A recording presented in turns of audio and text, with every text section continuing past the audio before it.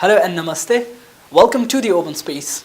I am Abdus Mia and my guest today is Nepal's one of most dynamic and famous educationist.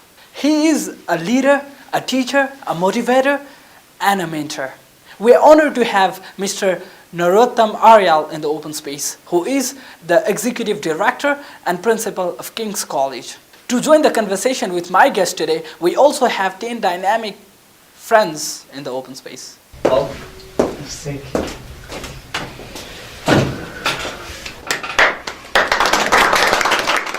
Before starting this interview, I would like you to answer me. How does it feel to give talk in the classroom, and how are you feeling to give a talk in the media? I'm very confident in the classroom, but then I'm very nervous in the media. Okay. So I don't think you should be nervous here. But I am, I think. So let's quickly start this conversation with listening to your story. So thank you, Abdus.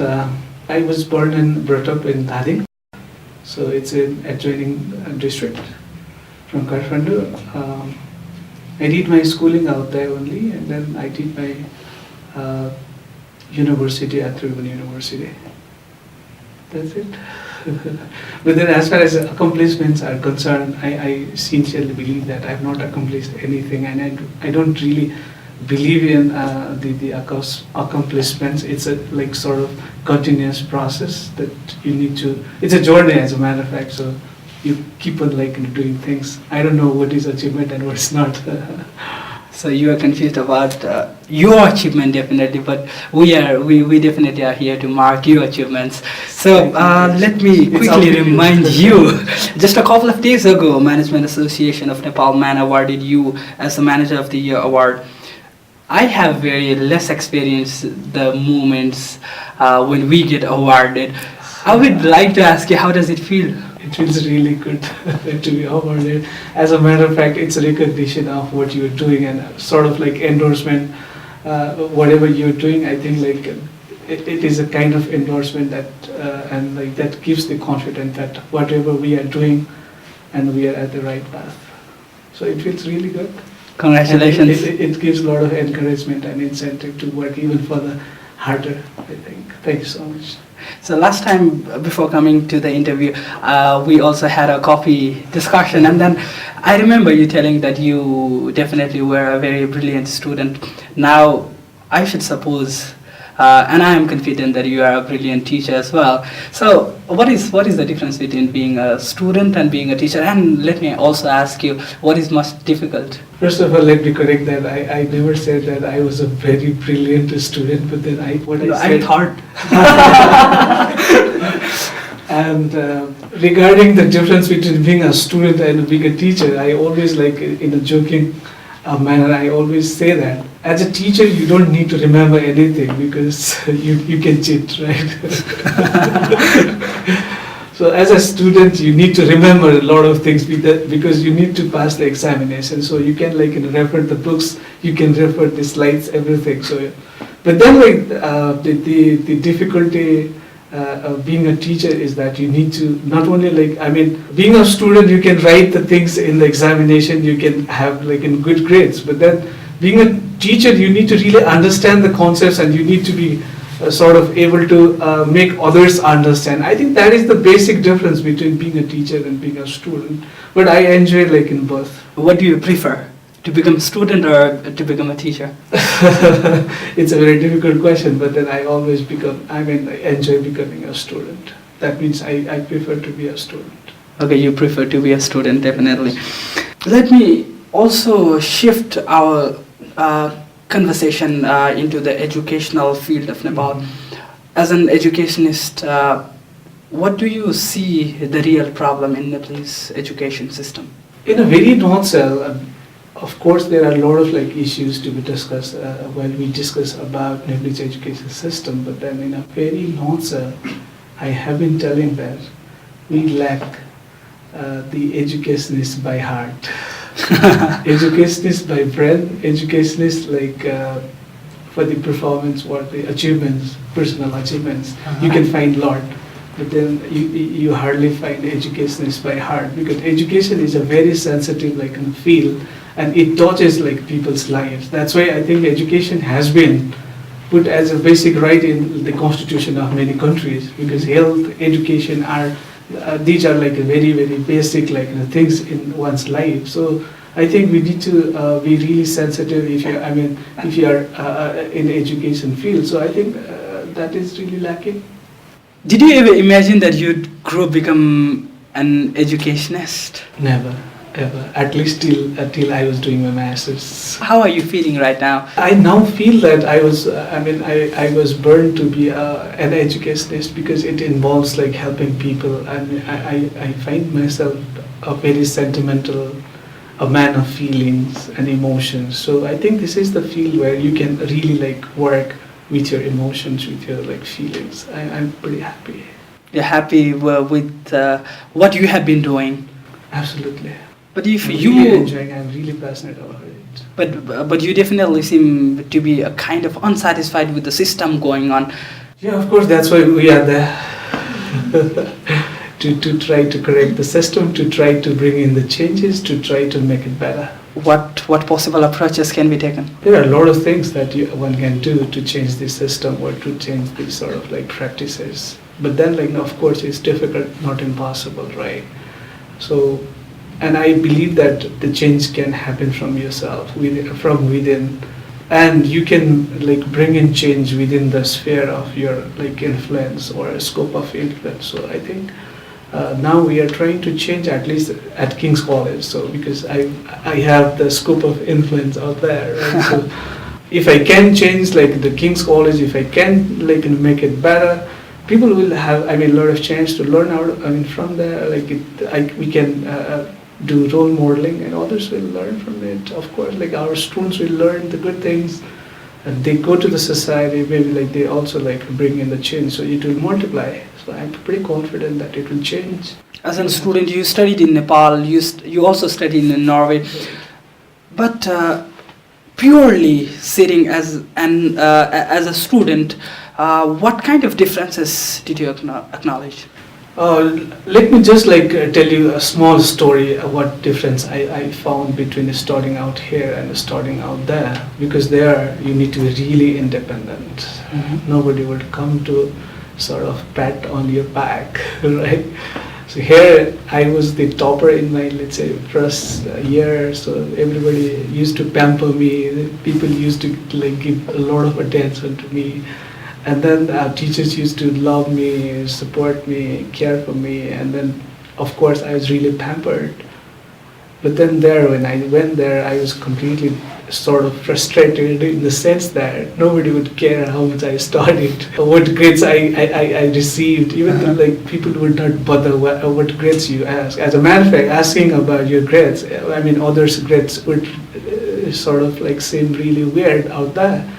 And professors don't care whether you attended a class, whether you really read books, what sort of grades you have achieved. Nobody cares. So I was really sort of frustrated. So in that capacity, the system we practice in Nepal is pretty good, pretty much motivating. But then the problem has been there. We celebrate the stars. We what you call give so much of attention to few stars, so-called stars. As a matter of fact, those who get good grades get a lot of attention, and those who don't get so much of attention. In that sense, I don't think ours is superior and theirs is inferior. As a matter of fact, theirs is superior. At the end of the day, in your life, you need to be independent, right? So there will not be so many people to come and support you or cheer you up. So if you learn these things starting from your school, starting from your college, I think that's better, because in your life you need to be independent. So you are learning independence starting from your schools and college. That's better, because that prepares you for your life. So what is the beauty you have seen in the Nepalese education system? I think there are people. Your parents are there, your teachers are there always to chase you after. That is the beauty. And you are studying either for your parents or your teachers or the college, not for yourself, right? So that is the beauty of, I mean, ironically, of course. But then the beauty, of course, like we support. I mean, the good thing, there are a lot of like the good things. Your parents are ready to put in any sweat and blood. I mean, all of their sweat and blood to educate their children. But they are ready to have half stomach. But then they are ready to spend for quality education, right? So I think that's a tremendous like thing. Many Indian universities and Indian colleges are attracted to get the students in Nepal because they've seen the market out there, because they know that Nepalese parents are ready to spend on their like kids' education. So I think that's tremendous, and if our generation can capitalize on that, of course, the future is really bright. So far, you have learned a lot of things. You have been inspired by a lot of things. What is one thing that I can learn from you? I think your heart has to be very, very clean. So make your heart very clean. How? Don't have any like grudges about your life and about others' lives. Enjoy your life. It's a beautiful gift. Interesting. Okay, let's move to your life back again. You should have a lot of times when you felt like no, I need to give up now. Some terrible moments, some difficult moments of your life. Could you share some of those? I have learned a very simple thing in my life. Things come and go, no matter whether it's dukha or sukha. They come, they go. So you need to have the awareness, this awareness in both the moments. Happy moments as well as like what you call dukkha moments. Both the moments come and go. So you put your 110%, relax. Even if the situation is so tense, so problematic, we always feel that dukkha would never go, right? But then like I have realized, and this is the awareness that I bring in at the time of like an art, so that relieves me. I put in 110%, whatever is possible ethically, and I ask my heart, I mean what you call soul or man, what to do, what not to do at that particular situation. Whatever my heart says, I mean, I follow that. I do everything possible. Then I don't give up, but then what I do is I surrender to the God, saying that God, I have done everything possible. Rest up to you. I go and have mithai, then enjoy that. I mean, celebrate that moment. That's how I sort of like try to overcome. And I have brought in this like what you call the culture at the college itself. The college also passes through different like moments, difficult moments. At difficult moments also we have mithai together. At the time of celebration also we have mithai together, because we sincerely you put your 110%, then the situation is like not in your control, right? A quick there question. are a lot of other factors that determine the sort of situation. So that's why I leave. At the end of the day, I leave the things to the God. What, as a very professional teacher and a really good mentor, I must say, what is the problem with students today? Oh, I think like the only problem that I see in today's like youth is that they are not pretty like aware of what they are, what they want to do. So they are not like focused on their life. They are distracted. They are confused. Is that like they have not been able to recognize their dreams or? Yes, of course. That is this. If you ask me what is the single most problem, I think that is the problem. Because I'm not blaming them. I'm not like putting them down. But then the problem has been.